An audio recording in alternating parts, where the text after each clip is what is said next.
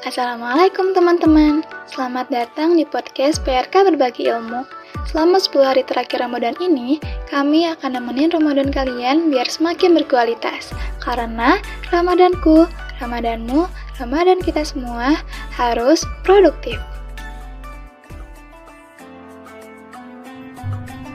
10 hari menuju akhir bulan Ramadan adalah waktu yang paling diharapkan turunnya Lailatul Qadar. Dan hari ini sudah memasuki hari ke-25 Ramadan. Nabi melalui teladan perilakunya menekankan begitu pentingnya mengisi sepertiga akhir bulan suci ini dengan beribadah. Di antaranya yaitu dengan cara beritikaf.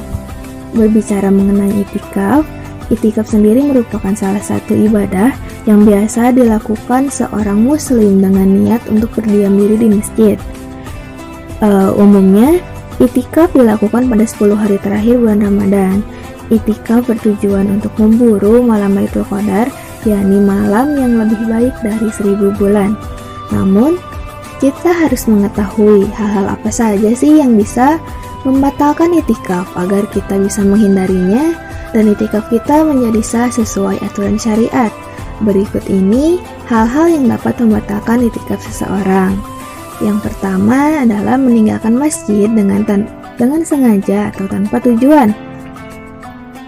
Keluar dari masjid termasuk membatalkan itikaf bila dilakukan tanpa ada uzur yang mendesak. Bila ada kebutuhan, semisal berwudu, buang hajat, makan atau minum yang tidak mungkin dilakukan di dalam masjid dan lain-lain, maka tidak dapat membatalkan itikaf. Dan yang kedua, ada hilang akal karena gila ataupun mabuk. Salah satu yang terpenting dalam keabsahan ibadah adalah akal yang sehat. Sebab dengan akal yang sehat, seseorang dapat menjalankan ibadah dengan baik dan niat ibadahnya dinyatakan sah. Namun, kondisi gila yang dapat membatalkan itikaf adalah ketika disebabkan keteledoran pelakunya. Misalnya, ada seseorang yang sengaja mengonsumsi obat yang menjadikannya gila. Kemudian yang ketiga adalah haid dan nifas.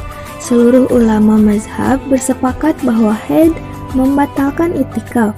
Seorang wanita yang sedang itikaf di dalam masjid lalu mengalami haid atau selesai melahirkan, maka harus keluar dari masjid, kemudian menetap di rumahnya hingga selesai. Setelah itu baru bisa kembali ke masjid dan melanjutkan itikafnya. Dan yang selanjutnya adalah berjima atau bersetubuh. Ulama bersepakat bahwa bersetubuh di dalam masjid adalah hal yang diharamkan berdasarkan firman Allah dalam Quran surat Al-Baqarah ayat 187 yang artinya, janganlah menyetubuhi para wanita sementara kalian sedang menetap di masjid. Itikaf yang memiliki keterkaitan erat dengan masjid juga menjadi batal disebabkan persetubuhan yang dilakukan di dalam masjid. Meskipun tentu peristiwa semacam ini sangat sukar dijumpai di sekitar kita. Itulah beberapa hal yang dapat membatalkan itikaf. Bagi kita semua yang ingin ataupun sedang beritikaf di masjid, tentu kita harus perhatikan hal-hal tersebut. Semoga kita mendapatkan keberkahan di bulan Ramadan, khususnya saat 10 hari terakhir ini. Amin ya rabbal alamin. Wassalamualaikum warahmatullahi wabarakatuh.